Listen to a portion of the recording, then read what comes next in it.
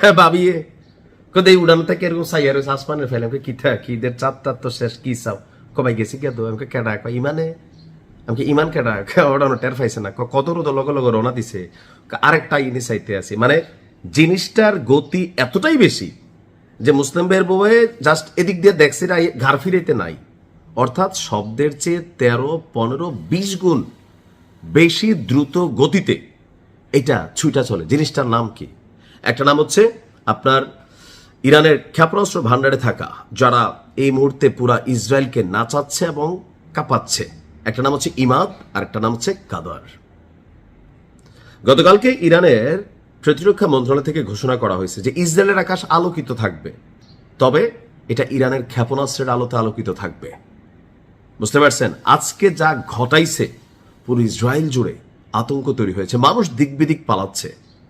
Europe এবং আমেরিকার flight schedule যদি আপনি দেখেন, আন্তর্জাতিক যে ফ্লাইট মানে বিশ্লেষক যারা আছেন তারা বলছে যে গেল 1 মাসে ইসরায়েল ছেড়ে ইসরায়েলি নাগরিকদের অন্য দেশে ঢোকার প্রবণতা বেড়েছে 47%, অর্থাৎ 47% ইসরায়েলি নিজেদের মাটিতে নিজেদেরকে নিরাপদ মনে করতেছে না। কেন? ইরান যেভাবে ঠাপাচ্ছে, ইরানকে খেলা তো শুরু মানে যে কি বলা হয়েছে, ইরান তাদের অ্যাকশন অপারেশন টু প্রমিসের 73তম অপারেশন ছাইড়া ফেলছে। 74তম অপারেশন আজকে যেটা দেখলাম যে অপারেশন টু প্রমিসের 78তম, আমি 4 ধাপ কম বলছি, 78তম ঘটনায় ইসরায়েলের ডিমৌনা খুবই গুরুত্বপূর্ণ অর্থনৈতিক এবং সামরিকভাবে একটা এলাকা। ডিমৌনা রাজধানী তেল আবিব এবং ইলাত, লাইক চট্টগ্রাম যেমন বন্দরনগরী, ইলাত হচ্ছে ইসরায়েলের মধ্যে বন্দরনগরীর একটা বিশেষ এরিয়া।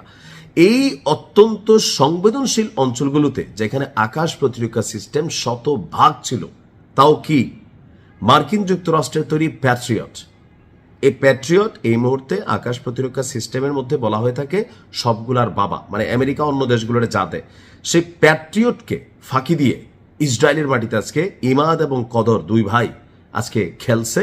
আর বিপরীতে কি হয়েছে, ধরেন ফুটবল খেললে কি হয়, কাদার মধ্যে প্যাক এদিকে যায় ওদিকে যায়, প্যাক চিনুন তো, কাদা আর কি আমাদের কুমিল্লার ভাষায়। তো বলা হচ্ছে যে ডিমোনা, তেল আবিব এবং ইলাতের মতো অত্যন্ত গুরুত্বপূর্ণ স্থানগুলোর পাশাপাশি আরো বেশ কয়েকটি এলাকায় মার্কিন যতগুলো সামরিক ঘাঁটি ছিল এবং কি বিনিয়োগ করা মার্কিনীদের যে বিলাসবহুল বড় বড় প্রজেক্টগুলো ছিল, প্রত্যেকটাকে ধুচাই ফেলছে ইরান। আইআরজিসি বলছে যে তারা জানায় যখন জাতি মুষ্টিবদ্ধ হাতে লক্ষ লক্ষ মানুষের সমাবেশে উপস্থিত হয়ে ইরানের সেনাবাহিনীকে সমর্থন জানায়, তখন কলিজার মধ্যে সাহস এবং ঈমান শতগুণ বেড়ে যায়। মানে ডায়লগটা দেখছেন যে যখন জাতি মুষ্টিবদ্ধ হাতে, আমি দেখছি ইরানের নারীরা এই যুদ্ধ যেন ইরান বন্ধ না করে তাদের ভান্ডারে থাকা স্বর্ণালঙ্কার মায়েরা বোনেরা এরকম রাস্তায় রাস্তায় বিলাই দিচ্ছে সেনাবাহিনীর ভান্ডারে, যে চালাও ছুইকো না তোমরা, ফুতাইতে এই দিনের লেগে ফালছি না যে মানুষের তারা মাইরা হতাই দিয়ে যাইব কবরের ফার্জে কাইন্দাম, আল্লাহ তুমি বিচার কইরো। আল্লাহ কত তুই কি তা করছো, আমি কানছি কর না, তোমাকে প্রতিবাদ করতে হবে।